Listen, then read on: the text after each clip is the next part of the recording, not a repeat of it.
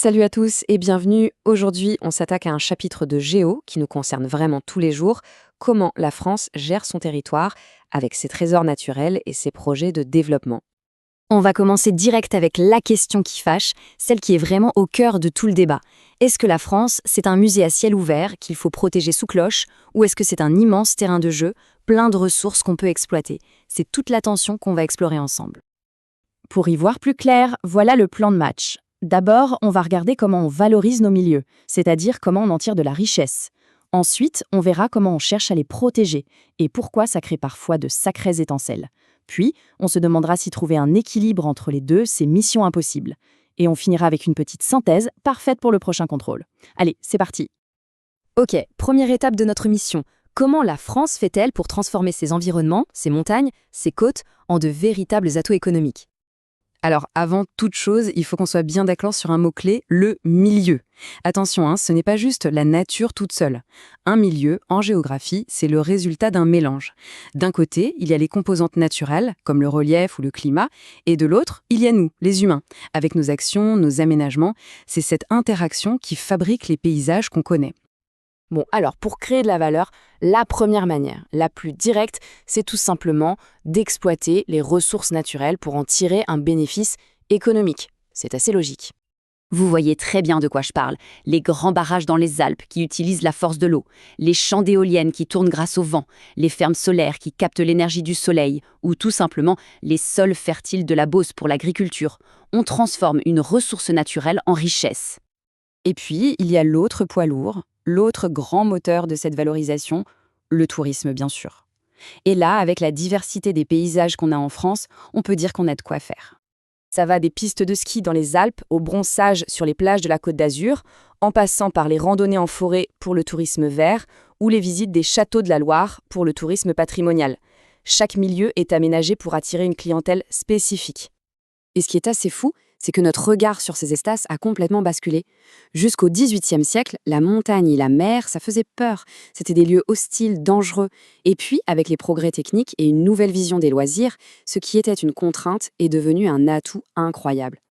Bon, on a vu qu'on valorise, qu'on aménage, qu'on exploite, mais vous vous en doutez, ça ne se fait pas sans créer quelques tensions. Tout le monde n'est pas toujours d'accord, et c'est là que les choses se compliquent.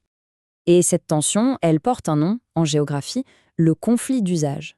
Pour faire simple, c'est quand plusieurs personnes ou groupes veulent utiliser le même espace, mais pour en faire des choses totalement différentes et incompatibles.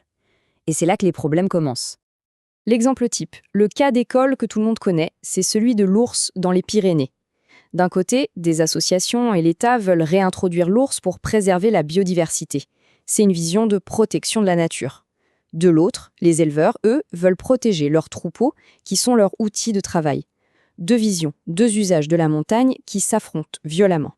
Mais protéger, ce n'est pas seulement gérer les conflits entre les gens. C'est aussi nous protéger nous-mêmes face aux dangers. Parce qu'en aménageant un territoire, parfois on se met soi-même en danger. Et là, il y a une notion super importante à maîtriser. C'est le risque majeur. En fait, c'est une addition toute simple. D'un côté, on a l'aléa. C'est le phénomène dangereux, par exemple une inondation ou un séisme. De l'autre, on a la vulnérabilité. C'est nous, les humains, avec nos maisons, nos usines, nos infrastructures. Et quand les deux se rencontrent, aléa plus vulnérabilité égale risque majeur. Heureusement, on n'attend pas la catastrophe les bras croisés. L'État a mis en place des outils, par exemple les plans de prévention des risques, les PPR, qui peuvent interdire de construire dans une zone inondable. Pour le risque technologique, on a la surveillance renforcée des sites industriels les plus dangereux, qu'on appelle les sites Céveso. On arrive donc au cœur du problème, entre le développement économique qui pousse à aménager toujours plus et la nécessité de protéger les milieux et les populations. Comment on trouve le juste milieu? Est-ce que c'est une mission impossible? Une des réponses les plus intelligentes qu'on ait trouvées, ce sont les parcs. Les parcs nationaux et les parcs naturels régionaux. Mais attention, ce ne sont pas juste des bouts de nature mis sous cloche, c'est beaucoup plus subtil que ça. Prenons l'exemple d'un parc national. Sa structure est super maligne. Il y a une zone cœur, au centre, où la protection est maximale. L'activité humaine y est très, très limitée. Et tout autour, il y a une zone d'adhésion. Là, c'est une zone de compromis. On y encourage les activités économiques, mais à condition qu'elles soient durables et respectueuses de l'environnement. Et ce mot qu'on a vu, sanctuarisation, il est clé.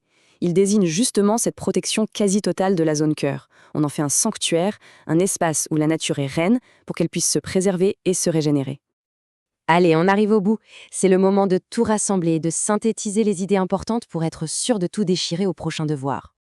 S'il y a vraiment une idée à retenir de tout ça, c'est celle-ci. La gestion des territoires en France, ce n'est pas un choix binaire. Ce n'est pas valoriser ou protéger. C'est valoriser et protéger. Tout l'enjeu est de faire cohabiter ces deux objectifs, parfois sur les mêmes espaces. Et voilà, la petite phrase magique à ressortir pour impressionner le correcteur. Retenez bien ces deux mots, coexistence et combinaison. Ça montre que vous avez compris que tout est une affaire de négociation, de compromis, et que la gestion d'un territoire, c'est quelque chose de complexe et jamais figé. Et on se quitte avec une question pour aller plus loin. Cet équilibre fragile qu'on essaye de construire entre développement et protection, est-ce qu'il pourra tenir le choc face au changement climatique, avec la montée des eaux, la fonte des glaciers, les sécheresses? La question reste ouverte et c'est tout le défi de demain. Voilà qui donne à réfléchir.